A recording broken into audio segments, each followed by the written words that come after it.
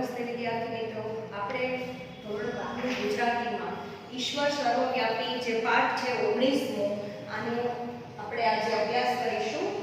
વિદ્યાર્થી મિત્રો, આપણે જાણીએ છીએ કે જે હેતુલક્ષી પ્રશ્નના જવાબ 4 માર્ક્સમાં પૂછાય છે એ આપણે દરેક પાઠ અને દરેક કાવ્ય જ્યારે પણ શરૂ કરીએ છીએ ત્યારે એની પૂર્વ ભૂમિકા એટલે કે પ્રસ્તાવનામાં હું તમને આ વિશે માહિતી આપું છું.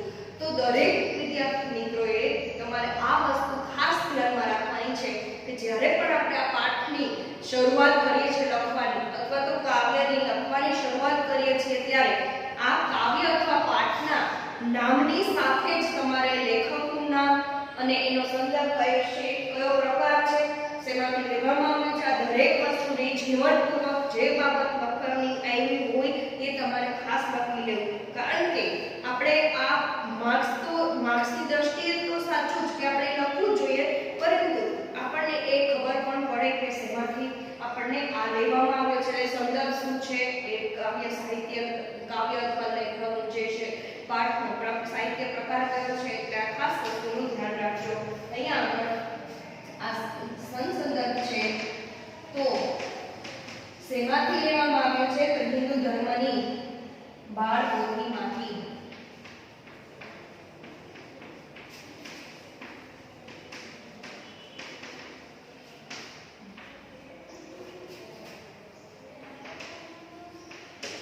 વિદ્યાર્થી મિત્રો, આપણા પાઠનું નામ છે ઈશ્વર સર્વવ્યાપી. આનંદ શંકર ધ્રુવ છે, એમના લેખક છે. સાહિત્ય પ્રકારની દ્રષ્ટિએ ચિંતનાત્મક નિબંધ, આ ચિંતનાત્મક નિબંધ તરીકે ઓળખવામાં આવે છે અને એને સંદર્ભ એટલે શેમાંથી લેવામાં આવ્યો છે તો એ હિન્દુ ધર્મની બાળ પોથીમાંથી લેવામાં આવે છે. સૌપ્રથમ આનંદ શંકર ધ્રુવની આપણે વાત કરીએ કે લેખકનો પરિચય લઈએ તો આનંદ શંકર ધ્રુવનો જન્મ ઈસવીસન 1859માં એમનો જન્મ અને એમનું મૃત્યુ એટલે કે ઈસવીસન 1942માં એમનું મૃત્યુ થયું હતું. વિદ્યાર્થી મિત્રો, આનંદ શંકર ધ્રુવનો જન્મ 1859, અવસાન ઈસવીસન 1942માં થયું હતું. તેઓ સમર્થ સાક્ષાત આચાર્ય આનંદ શંકર ધ્રુવ એનું નામ છે. આનંદ શંકર બાપુભાઈ ધ્રુવ એનું વતન છે અમદાવાદ. તેઓ સાહિત્ય મીમાંસક, તત્વચિંતક અને ગદ્યકાર તરીકે જાણીતા છે. તેઓ બનારસ હિન્દુ યુનિવર્સિટીના ઉપકુલપતિ પદે હતા. ત્યાં તેમને ડોક્ટર ઓફ લિટરેચરની પદવી એનાયત થઈ હતી. કયો હતો? Doctor of literature.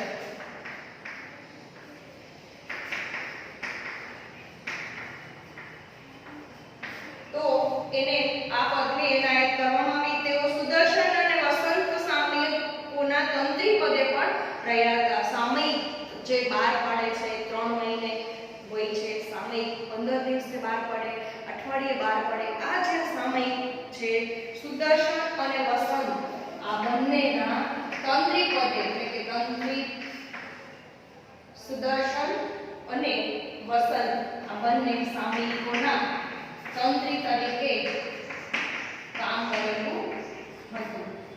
આપણે જાણીએ છીએ કે આ જે સાહિત્યકાર છે એ સાહિત્ય વિચાર અને કાવ્ય તત્વ વિચાર એમના સાહિત્ય મીમાંસાના ગ્રંથો છે. દિગ્દર્શન, વિચાર માધુરી, આપણો ધર્મ, હિન્દુ વેદ ધર્મ ગ્રંથોમાં તેમણે ધર્મ અને સિદ્ધાંતોની, ખાસ કરીને આનંદ શંકર ધ્રુવે ધર્મ અને સિદ્ધાંત આધ્યાત્મ લગતા ઘણા બધા સિદ્ધાંતોની ચર્ચાઓ કરી છે. ધર્મ વર્ણનનો, જગતના ધર્મો વિશેનો તેમનો ગ્રંથ છે. હિન્દુ ધર્મની બાળ પોથી અને નીતિ શિક્ષણ એમાં પણ ધર્મ અંગેની તાત્વિક છતાં સરળ ભાષામાં ચર્ચા કરી છે. શ્રી ભાષ્ય, શ્રી સુદર્શન ગ્રંથાવલી તેમના સંપાદનો છે. ઊંડું મનન, ચિંતન અને વિષયની વિગતવાર ચર્ચા, પ્રૌઢ છતાં પ્રસન્ન શૈલી તેમના ગદ્યના મુખ્ય લક્ષણો છે. આનંદ શંકર ધ્રુવનું આ ઈશ્વર સર્વવ્યાપી છે. ખરેખર આ પાઠના જે હેડિંગ ઉપર કેના છે પોઈન્ટ આપણને સમજાય છે ઈશ્વર સર્વવ્યાપી. વિદ્યાર્થી મિત્રો, તમે જે આપણું પહેલું જ કાવ્ય અખિલ બ્રહ્માંડમાં બરાબર એ ભણી ગયા એવું જ આ એક પાઠ છે ઈશ્વર સર્વવ્યાપી. તમને ખ્યાલ આવી જાય કે ઈશ્વર છે એ કોઈ એક જ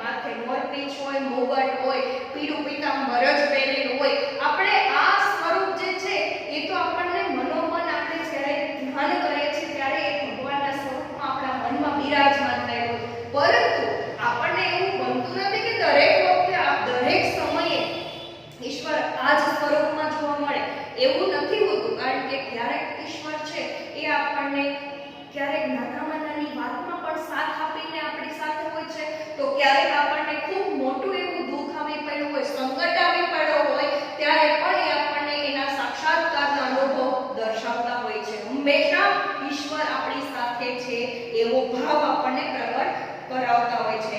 તો જેવી રીતે નરસિંહ મહેતાનું જે અખિલ બ્રહ્માંડમાં આપણે ભણી ગયા, એમાં પણ કવિએ લખ્યું છે કે સારા બ્રહ્માંડમાં દરેક જગ્યાએ તું ભગવાન તું નાના સ્વરૂપમાં અહીંયા ભાસે છે, એટલે કે વસે છે.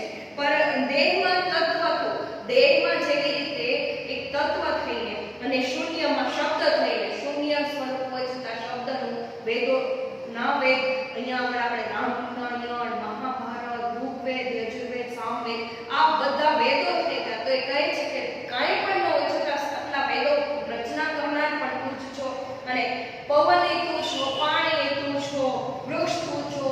દરેક વસ્તુમાં કુદરતી દ્રશ્ય તમે જુઓ, કાંઈ પણ જુઓ, આકાશ, ધરતી, હવા, પાણી, દરેક વસ્તુમાં ઈશ્વરને સર્વવ્યાપી વાપેલા છે એવું આપણને અનુમાન થઈ શકે, અને જે વસ્તુને આપણે સાક્ષાત અનુભવ પણ કરી શકીએ છીએ.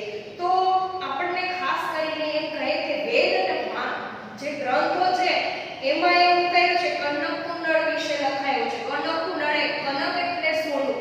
સોનું છે એના કેટલા બધા સ્વરૂપો બની શકે. સોનામાંથી તમે વીંટી બનાવી શકો, હાર બનાવી શકો, કુંડળ, કાનની બુટ્ટી બનાવી શકો, ત્યાર પછી તમારા ગમે તમને જે મનપસંદ હોય એવું મંગળસૂત્ર બનાવી શકો. પરંતુ સોનું જે છે એને બાળી નાખો એટલે આખરે એ સોનું જ રહેવાનું. એક તત્વ છે એ સોનું જ છે, એમાંથી કોઈ જ બીજું તત્વ નથી બની જવાનું. જેવી રીતે માટી છે, માટીમાંથી ઘણા બધા સ્વરૂપો બનાવી શકાય. કે ઘડાના રૂપે પણ માટી, આપણે અહીંયા આગળ ઘડો બનાવીએ તો માટીનો ઘડો કહેવાય, ઈંટ બનાવીએ તો માટીની ઈંટ તરીકે જોવા મળે છે. ઈ જ માટીમાંથી આપણે ગ્લાસનું એક સ્વરૂપ બનાવીએ, ગ્લાસ બનાવીએ તો એ બની શકે.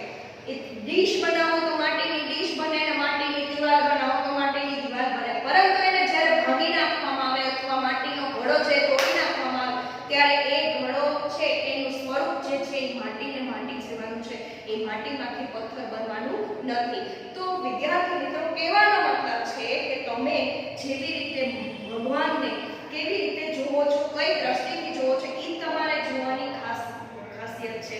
ઈશ્વર તો દરેક જગ્યાએ, દરેક કણમાં બિરાજમાન છે જ, અને દરેક જગ્યાએ આપણને અનુભવ પણ થતો હોય છે. પરંતુ આપણે કઈ રીતે જોઈએ છે, આપણી દ્રષ્ટિ કઈ છે, એ વસ્તુ મેઇન છે. એ વસ્તુને અહીંયા આગળ આનંદ શંકર ધ્રુવે વ્યવસ્થિત રીતે એક કહેવાય છે કે ઉદાલક નામે જે બ્રાહ્મણ હતો એની વાત કરીને, ખૂબ વિદ્વાન બ્રાહ્મણ, અને એનો પુત્ર જે શ્વેતકેતુ છે એને ભણવું ગમતું નથી, એ સમયની વાત કરીને લેખકે આપણને અહીંયા આગળ જોરદાર રીતે સમજાવવાનો પ્રયત્ન કર્યો છે કે આપણે અહીંયા ઈશ્વરને કઈ રીતે જોઈએ છે.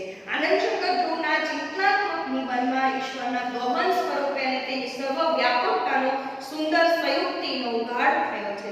સચરાચર સૃષ્ટિમાં જે વ્યાપેલા સર્જનહારને નિબંધકારે પૌરાણિક કથા અને દ્રષ્ટાંત દ્વારા ગુરુ અને શિષ્યનો જે આહલાદક અદ્ભુત સંવાદ છે માધ્યમ થકી સહજ અને સરળ શૈલીમાં સમજાવવા માટે સફળતા હાંસલ કરી છે. અને જળ ચેતન જે કંઈ પણ દેખાય છે, આપણને સઘળું જ બનેલું જે છે એમાં કેવી રીતે એને બનાવેલું છે એ દેખાતું નથી, જે છે એ દેખાતું નથી, તેની ગેરહાજરી છે એમ માનવું ભૂલ ભરેલું છે. જેમ દૂધમાં સાકર અને સમુદ્રમાં મીઠાનું જળ છે તે અદ્રશ્ય છે પરંતુ અનુભવ ગમ્ય છે, એમ બસ ઈશ્વર અત્ર તત્ર સર્વત્ર બિરાજમાન છે. અહીંયા આગળ લેખકે આપણને 4-5 ઉદાહરણો દ્વારા આપણને સમજાવવાનો પ્રયત્ન કર્યો છે કે લેખક કહે છે કે ઈશ્વરનું જે વસ્તુમાં આપણને દ્રષ્ટિકરણ એટલે કે દ્રષ્ટિ થતી જે વસ્તુ આપણને બાહ્ય સ્વરૂપમાં દેખાતું નથી પરંતુ એનો અનુભવ કરી શકાય છે, જેવી રીતે પાણીનો ગ્લાસ હોય એમાં તમે મીઠું અથવા ખાંડ ભેળવો તો અને પછી ચમચીથી હલાવો ત્યારે એ પાણીમાં ઓગળી જાય છે, સામાન્ય છે।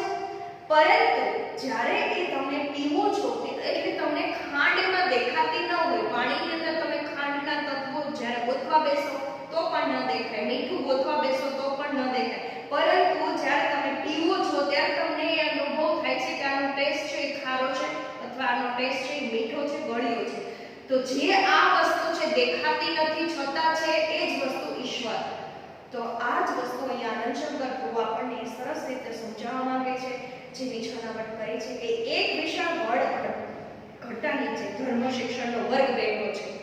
એક ખૂબ મોટું ઘટાદાર વૃક્ષ છે, એની નીચે ધર્મ શિક્ષણનો વર્ગ બેઠો છે। શિક્ષકે ગઈકાલે પ્રશ્ન કરનાર વિદ્યાર્થીને કહ્યું, તમારો પ્રશ્ન શું હતો? વિદ્યાર્થીને પૂછે છે તમારો પ્રશ્ન શું હતો? વિદ્યાર્થી કહે છે, પરમેશ્વરની જ શક્તિથી આ સઘળું જગત ચાલે છે। પરમેશ્વરની તાકાત છે, એની શક્તિ છે, જેનાથી આ થકી એટલે કે જેનાથી જ આપણી આ જગત સર્વ જગત ચાલે છે। પણ એ જગત પરમેશ્વરે શેમાંથી ઉત્પન્ન કર્યો છે? એને પ્રશ્ન શું થાય છે? આ જગત છે પરમેશ્વરે કેવી રીતે બનાવ્યો છે? માટી કે લાકડા લેવા જવું પડે છે, કારણ કે એવા અહીંયા આગળ ગળિયા અને સુથારને ઘર બાંધવા માટે માટી, પથ્થર, લાકડા વગેરે લેવા જવું પડે, કારણ કે એ કામ કરવા માટે પરમેશ્વરે જે સાધનો મૂક્યા છે તેનો માત્ર ઉપયોગ એ કરી શકે છે। તેઓની શક્તિ પરમેશ્વર જેવી અનંત અમાપ નથી કે એમને બહારના સાધનોની જરૂર ન પડે, પણ પરમેશ્વર તો અમાપ શક્તિવાળા હોવાથી સઘળું પોતાનામાંથી જ ઉત્પન્ન કરી શકે છે। આ ઉપર હું તમને એક પ્રાચીન પુસ્તકમાંથી વાર્તા કહું છું। શિક્ષક શું કરે છે એ બધું સમજાવવાનો પ્રયત્ન કરે છે કે જેવી રીતે સુતાર છે એ પોતાના લાકડામાંથી અનેક એવા વિવિધ સ્વરૂપો દ્વારા કંઈ પણ નવું રૂપ ધારણ કરાવે છે, જેવી રીતે લાકડું છે, લોઢું છે, આ માટી છે, દરેક વસ્તુથી અહીંયા આપણે મકાન બનાવી શકાય છે, કડીઓ છે મકાન બનાવે છે, એવી જ રીતે દરેક વસ્તુમાંથી કંઈક ને કંઈક એવું ઈશ્વરે દરેક જગ્યાએ એવું કંઈક નિપજ ઉત્પન્ન કરવા માટે બનાવી છે, જેના થકી આપણને એ વસ્તુ વગર આપણે ચાલે નહીં અને એ વસ્તુના ઉપયોગ વડે નવું સર્જન આપણે કરી શકીએ। અને આ માટે થઈને કહે છે કે પ્રાચીન સમયમાં જે પુસ્તકમાંથી એક હું તમને વાર્તા કહું। શિક્ષક છે એ હવે વિદ્યાર્થીઓને સમજાવવા માંગે છે કે આ પ્રશ્ન જે છે કે ઈશ્વરે શેમાંથી વસ્તુ બનાવી હશે? ઈશ્વર સર્વવ્યાપી છે એ વાત સાચી, પરંતુ આપણને દ્રષ્ટિગોચર નથી થતા, તો આ ઈશ્વર કોણ છે? આ પ્રશ્નનો જવાબ આપવા માટે અહીં શિક્ષક છે એ બીજા દિવસે એને પ્રાચીન પુસ્તક લઈ અને એમાંથી ઉદ્દાલક નામના જે બ્રાહ્મણ છે એ અને એનો દીકરો છે, અહીંયા આગળ શ્વેતકેતુ એનું નામ છે, એની વાર્તા હું તમને આના પછીના વિડિયો દ્વારા સમજાવીશ। તો વિદ્યાર્થી મિત્રો, આપણે અત્યારે અહીંયા આગળ આટલા સુધી સમજશું અને ઈશ્વર સર્વવ્યાપી એની પ્રસ્તાવનામાં અહીંયા રાખું છું। હવે પછીના વિડિયો દ્વારા આપણે આગળનો પાઠ સમજશું।